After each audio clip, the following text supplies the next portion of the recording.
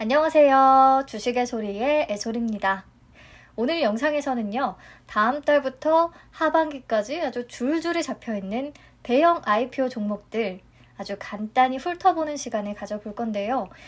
이에 앞서서 공모주 중복 청약 금지가 도대체 언제부터 적용이 되는 거냐, 어떤 종목부터 내가 중복 청약을 못하는 거냐, 여전히 질문들을 많이 하시기 때문에 다시 한번 짚고 갈게요.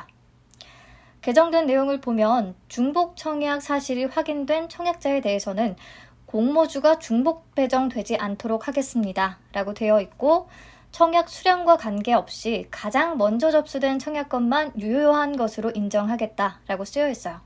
그러니까 중복 청약을 했다고 해서 모든 청약건이 다 취소되는 건 아니고요.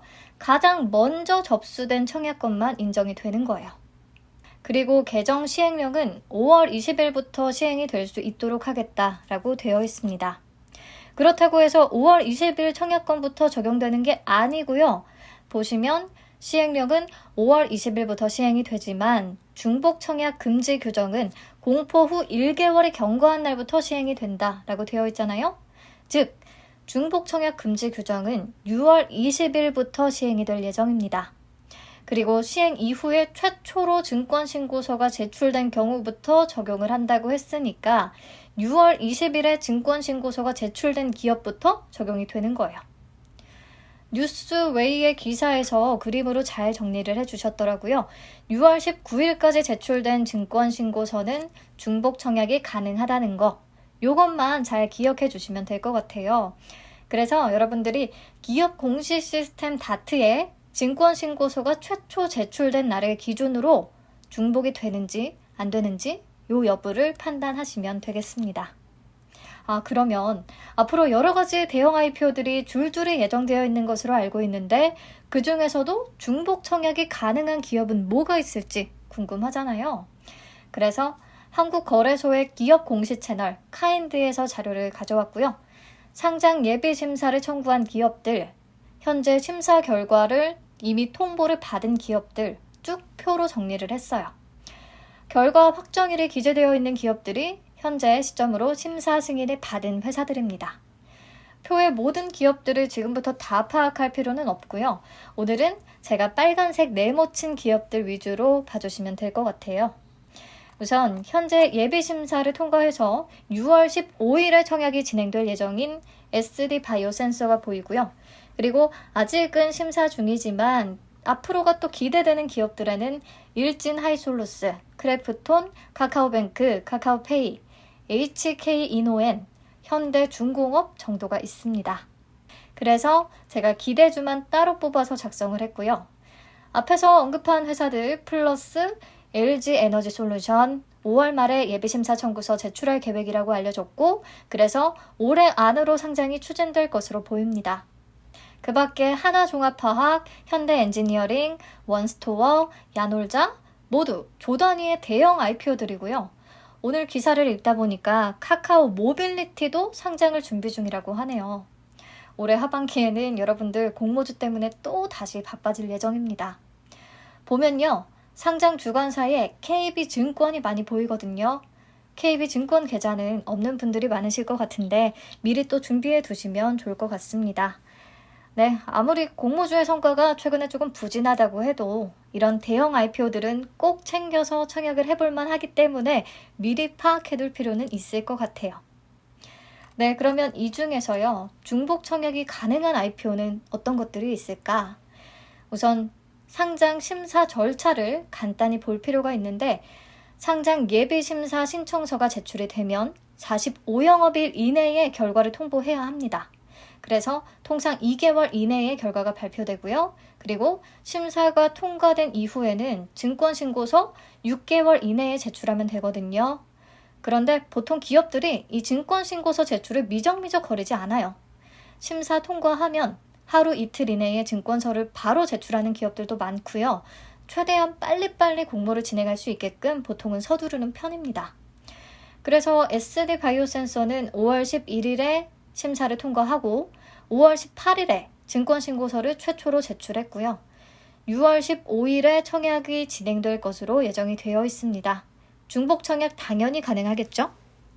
일진 하이솔루스와 크래프톤은 심사 결과가 6월 초에 나올 예정이고요. 증권 신고서를 19일 이전에만 제출을 한다면 이 두 개 회사도 중복 청약이 가능해집니다. 서두른다면 크래프톤까지는 중복 청약 가능성이 어느 정도 있을 것 같아요. 카카오뱅크도 4월 15일에 신청서를 제출했으니까 2개월 안에 빠르게 좀 심사 결과를 통보받고 서둘러서 증권 신고서를 제출한다면 중복 청약이 가능할 것 같기는 한데 굳이 이걸 위해서 회사가 일정을 서두를 것 같지는 않아요. 가능성을 배제할 수는 없지만 그렇게 가능성이 또 높지는 않고요. 그래서 일정 한번 지켜봐야 할 것 같습니다. 네, 그럼 오늘은 SD 바이오 센서부터 카카오페이까지 이렇게까지만 간단히 워밍업으로 주요 정보들을 파악해 보고요. 이후에 계속해서 정보는 업그레이드 더해서 영상 다시 올리도록 하겠습니다. SD 바이오 센서는 코로나19 진단키트가 날릴 때 아마 많이들 들어보셨을 거예요. 국내 최초로 분자 진단키트 정식 승인을 획득한 기업이기도 하고요.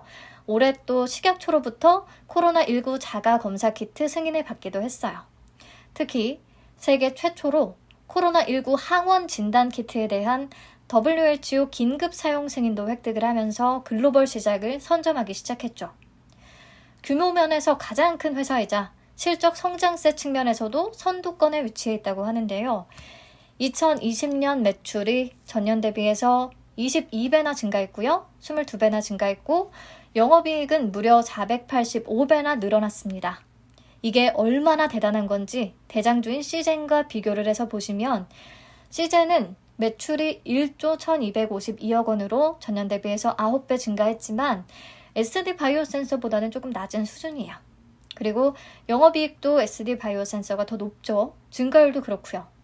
그래서 지난해 시젠의 퍼 10배를 단순히 적용을 해서 기업 가치를 계산해 보면 예상 시총이 6조 원이고요.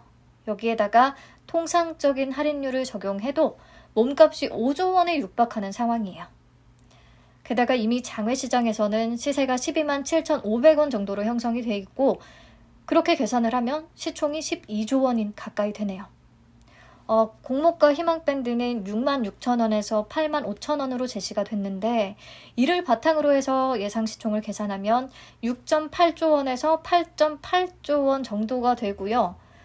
시젠의 시가총액 2조 원에 비교하면 너무 높은 거 아닌가 싶은데 IPO 종목이기 때문에 초반에는 장외 시세만큼 프리미엄이 굉장히 많이 붙어서 평가를 받을 수도 있는 가능성이 있기는 합니다. 아무래도 지난해에는 코로나19 확산으로 이런 진단키트 기업 대부분의 실적이 크게 증가했는데요. 과연 앞으로도 이 같은 성장세를 계속해서 유지할 수 있을지가 가장 큰 의문입니다. 네, 다음으로 일진 하이솔루스. 기업명 조금 생소할 수 있는데 일진 복합 소재가 일진 하이솔루스로 사명을 변경하면서 새 출발하는 거고요. 수소 자동차용 수소 연료 저장 솔루션을 제공하는 업체입니다. 2014년에 현대차 투싼 수소 전기차에 연료 탱크를 공급했고요.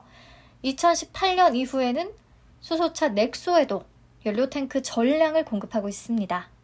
가장 진화한 모델 타입 4 연료 탱크를 제조해서 현대차에 납품하고 있고요. 타입 4 연료 탱크는 다른 타입에 비해서 안정성과 수명이 굉장히 뛰어나다고 하네요. 그리고 현대차와 기술 협력을 통해 연료탱크 상용화에 성공한 국내 유일 기업이라는 것이 가장 큰 특징입니다. 2020년 기준으로 매출액과 영업이익 모두 성장세를 보이고 있고요. 기업 가치로는 희망밴드 3만 4천 원에서 4만 4천 원을 제시하면서 1조 6천억 원 정도를 목표로 하고 있는 것 같아요. 현재 장외 시장에서의 거래는 없습니다. 추가 정보는 또 업데이트 하도록 할게요. 네, 다음으로 크래프톤.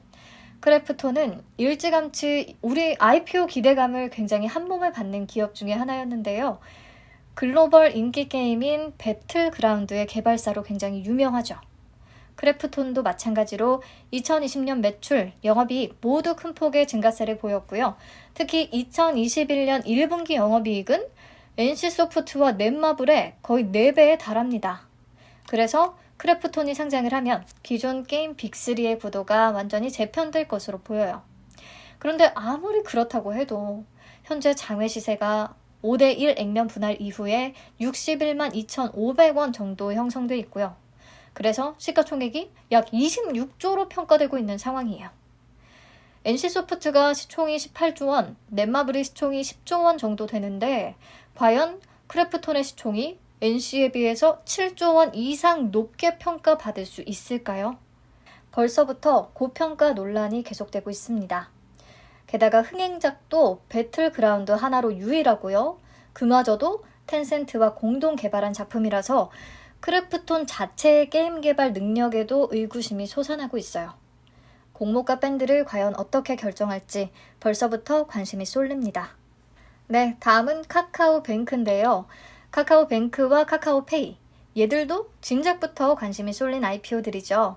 카카오뱅크는 카카오의 인지도가 핵심 강점인 금융과 플랫폼이 결합된 기업이고요. 2021년 1분기 당기순이익이 작년 동기 대비해서 152%나 증가했네요. 3월 말 기준으로 카카오뱅크의 이용자 수도 1,615만 명을 넘어섰다고 하고요. 회사는 기업가치 20조 원 이상을 목표로 IPO를 준비하고 있다고 하는데 지난해 말에 유상증자를 실시했을 때 9조 3천억 원 정도의 기업가치를 인정받았었거든요. 물론 그때에 비해서는 시간이 조금 더 흐르기도 했고 그동안 빠르게 성장세를 보이기도 했지만 2배 이상의 가치를 인정받을 수 있을지는 잘 모르겠습니다. 하지만 놀라운 게 현재 장외 시세가 99,500원이고요. 시총을 계산하면 약 40조 원이 넘어요. 너무 심하게 기대감이 반영된 게 아닌가 싶은데 금융지주 시총 1위인 KB국민은행이 시총이 24조 원이거든요. 카카오뱅크가 이미 상당한 프리미엄이 형성되고 있는 상태고요. 이건 아마 단순히 금융주가 아니라 플랫폼 기업으로서의 가치를 조금 높게 평가받고 있는 것 같아요. 하지만 기존 은행들처럼 성숙 단계에 진입을 하면 금융주 잣대로 카카오뱅크를 평가했을 때 기업 가치가 6조 원 수준이라는 분석도 나오거든요. 그러니까 카카오뱅크도 적정 수준에서 공모가 밴드를 잘 형성했으면 좋겠다는 바람이 있습니다. 네, 다음으로 카카오페이는 핀테크 회사고요. 카카오페이 이용을 한 번도 안 해본 국민을 손에 꼽는 게 더 어려울 것 같아요. 그쵸? 하지만 2020년 기준으로 여전히 영업손실 179억 원 정도를 기록하고 있는 상황입니다. 올해는 손익분기점 넘어설 것으로 전망이 되고 있기는 하고요. 아무튼 카카오페이도 가파른 성장세 보여주고 있는데요. 지난해 거래액이 전년 대비 40%나 급증했고요. 누적 가입자 수도 3,600만 명을 돌파한 상황입니다. 카카오페이의 기업 가치는 10조 원 정도로 평가되고 있는데 2017년 분사했을 당시에 5,800억 원의 가치를 인정받았었거든요. 무려 4년 만에 몸값이 15배나 튀어오르게 되는 상황입니다. 보통의 핀테크 기업은 예상 거래액의 0.1에서 0.3배수의 멀티플을 적용해서 가치를 산정하는데요. 카카오페이의 2021년 예상 거래액이 100조 원이라 100조 원의 0.1배를 곱해서 10조 원 가치를 도출한 거고 이베스트 투자증권은 성장 속도가 가파르다는 점에서 멀티플 0.18배를 적용, 18조 원까지도 기업 가치를 보고 있습니다. 그리고 재밌는 게 이게 실수인지 전략이었는지 모르겠지만 카카오페이가 상장 예비심사 청구서에 공모가 밴드를 기재했었거든요. 하루 만에 빛의 속도로 삭제하기는 했지만 공모가 밴드는 예비심사 청구서에는 보통은 기재하지 않고 증권신고서를 통해서 밝히게 되는데 카카오페이가 조금 요상한 짓을 한 거죠. 정보를 미리 흘려서 반응을 살피려는 전략이었다라는 말이 나오네요. 아무튼 그때 공개된 밴드가 73,700원에서 96,300원이었고 이를 바탕으로 예상 시총을 계산하면 10조 원에서 13조 원 정도의 규모가 됩니다. 통상 공모가가 20에서 30%가량 디스카운트 되는 것을 감안하면 카카오페이의 몸값이 최대 16조 원에 달할 수 있다는 계산이 나오는데요. 역시나 벌써부터 고평가 논란의 중심에 섰습니다. IPO 시장이 워낙 핫하다 보니까 대부분의 기업이 공모가를 높게 산정을 해도 지금까지는 투자자들이 엄청 달려들어서 청약을 하는 분위기였는데 이제는 청약자들도 공모가 고평가 여부를 아주 예민하게 따져볼 것 같거든요. SKIT 이후로. 그래서 성공적인 상장을 위해서는 기업들이 적정 수준의 공모가를 내놓는 게 중요할 것 같습니다. 종목 개별 분석은 앞으로 당연히 더 자세히 할 계획이고요. 오늘은 하반기 IPO에서 관심 가져볼 만한 기업은 뭐가 있나 구경 정도만 하시면 되겠습니다. 네, 오늘을 지나면요. 추석 연휴 전까지 공휴일이 모두 주말이라고 해요. 생각만 해도 끔찍한데 그렇기 때문에 오늘 연휴를 더더욱 만끽하시고 충분히 에너지 충전해 두시길 바랄게요. 시청해 주셔서 감사합니다.